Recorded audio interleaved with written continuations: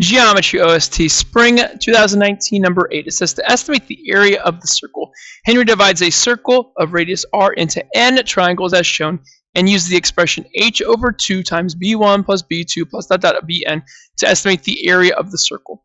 In the expression, variables b1, b2 up to bn represent the base lengths of each triangle, and h represents the height of each triangle. So there's your picture of the triangles there. Henry claims that the more triangles the circle is divided into, the closer the estimated area will be to the actual area. Which statement about Henry's claim is accurate? Okay, so this is it's about circles, topic 10. It's really a conceptual question about can you find the area or derive the area formula for a circle, right? So we should know that the area formula for a circle is pi r squared. So we want to figure out if we keep dividing into so many triangles, will we eventually approach that?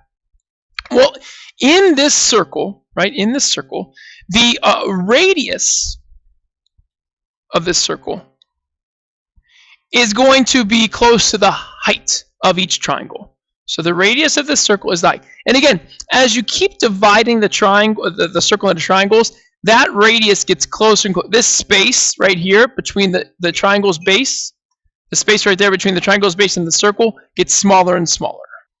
And then as you add up these bases, so at base 1, base 2, base 3, all you're doing is you're estimating the circumference of the circle. So all of those sums, right, the base 1 plus base 2 all the way to base 10, that's just your circumference, which is 2 pi r.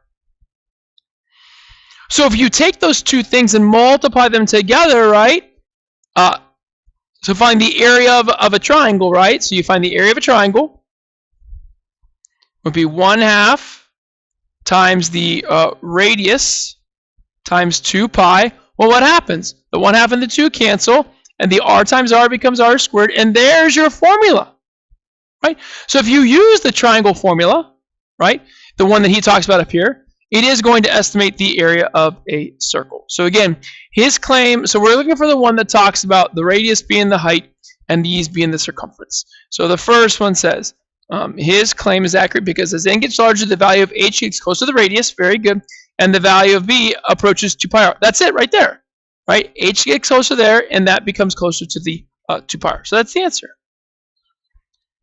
And again, if you look at the rest of them, right, height gets closer to 2r. No, it's not twice the radius.